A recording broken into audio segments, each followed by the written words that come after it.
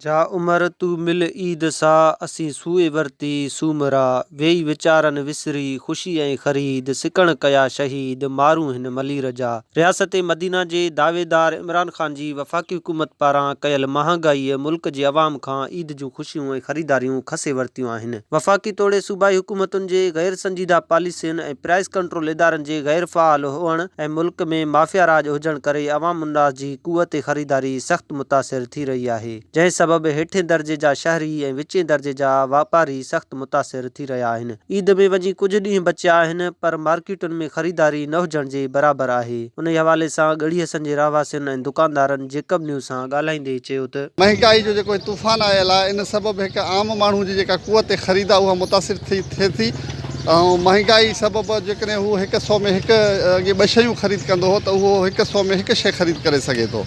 इन खां अलावा महांगाई जे सबबि आम माण्हू खाइण पीअण में बि जेको आहे त उहो परेशान लॻो पियो आहे। उनजो 2 वेलनि जे मानी जे लाइ परेशान आहे त पोइ ईद ते उहे वाफर शयूं एक्स्ट्रा शयूं पंहिंजे लाइ जेके आहिनि ॿारनि जे लाइ कपिड़ा वग़ैरह या मिसाल ॿियूं जेके लवाज़मात आहिनि ईद जे लाइ मुंसलिक आहिनि, हिकु आम माण्हू उहो ख़रीद नथो करे सघे। पोइ इन जो हिकिड़ो इनडायरेक्टली कारोबारी तबिके खे बि इन जो हिकिड़ो असरु पइजी रहियो आहे।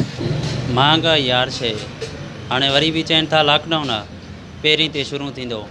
हाणे माना असां दर्जी आहियूं, हिन वक़्तु असां वटि एतिरा माण्हू बि नथा अचनि।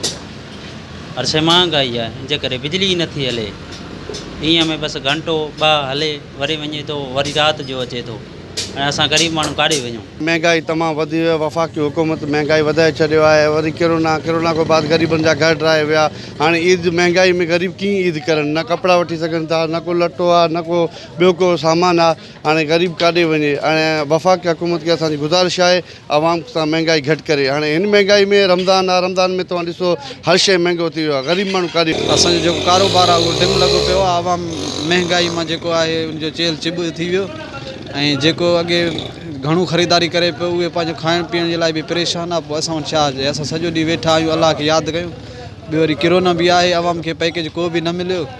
उनजे हिसाब सां असां वफ़ाक़ी हुकूमत खां मुतालबो था कयूं त महांगाई ते कंट्रोल करे ऐं जेको रमज़ान जो पैकेज आहे उहो रमज़ान जो पैकेज आवाम खे ॾिनो वञे त जीअं आवाम बि ख़ुशि थिए, असां दुकानदारनि जो बि जेको गुज़ारो आहे उहो सही थिए। महांगाई उरूज ते आहे। इमरान ख़ान वीचारो कोशिशि करे थो पर असांजो पाकिस्तान सॼो जेको आहे न सिस्टम धर्म भरम लॻो पियो आहे। जेके जातो वारो अचे थो उहो तो हणे थो, दुकानदार खे जातो वारो अचे थो उहो तो हणे थो, कंहिं पुलिस वारे खे जातो वारो अचे थो उहो तो हणे थो।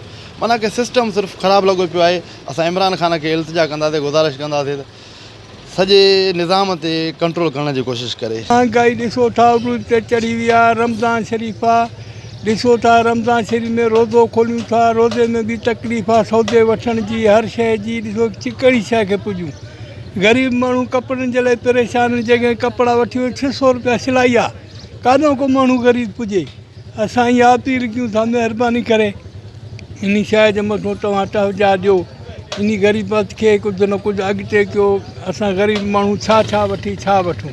हिन चकर जेको आहे ईद जो त्योहार तमामु मुश्किल सां गुज़रे, माण्हुनि जो हालति बदतर आहे तमामु। ऐं ॾिसो पिया किरोना लॻो पियो आहे। किरोना खां अलावा जेकी आहे न माण्हुनि जो अन्न वग़ैरह बि न थियो आहे ऐं माण्हू तमामु फ़ाक़ा कशी ते मजबूर आहिनि। हे ईद भराए नालो आहे ऐं सरहदी वारा जेके आहिनि मदद कराइनि, ग़रीब गुरबे जो ईद थी सघे थो। इमरान ख़ान खे असांजो महांगाई वधाए वियो आहे, ज़ुल्म आहे। असां काॾे वञूं त काॾे वञूं? पाण खे घासले ठारे पाण खे साड़े छॾियूं। हर शइ महांगाई करे छॾियईं। छा खाऊं? मिटी खाऊं? नांग त न आहियूं। हे गुरबत असांखे मारे छॾियो आहे। कपिड़ा बि पूरा कोन्हनि, न को बचनि जे लाइ ईद आहे, न को असांजे लाइ ईद आहे। ईद इहा तव्हां बादशाह कयो था, असां वेही रोऊं था जतीम ॿार। ईद ख़रीदारी खां मारूम बणियल हितां जे अवाम जूं ऐं हितां जे दुकानदारनि जूं ॻाल्हियूं ॿुधियूं। हिननि जो चवणु आहे त माज़ी जे भेट में हिन साल जेकी आहे त काफ़ी हद ताईं महांगाई वधी वई आहे, जंहिं सबबु जेको हितां जो अवाम आहे उन में जेकी आहे त क़ुवत ख़रीदारी सख़्तु मुतासिर थी आहे ऐं उनजो जेको आहे त दुकानदारनि खे पिणु सख़्तु नुक़सानु रसियो आहे। हिननि वफ़ाक़ी हुकूमत खां मुतालबो कयो आहे त मुल्क जे अवाम जे लाइ ईद जे ख़रीदारी लाइ रिलीफ पैकेज ॾेई हिननि जे ईद खे जेके आहे त ख़ुशियुनि में तब्दील कयो वञे। कैमरा टीम सां गॾु अब्दुल गनी कोसो, जेकब न्यूज़, ॻढ़ी हसन।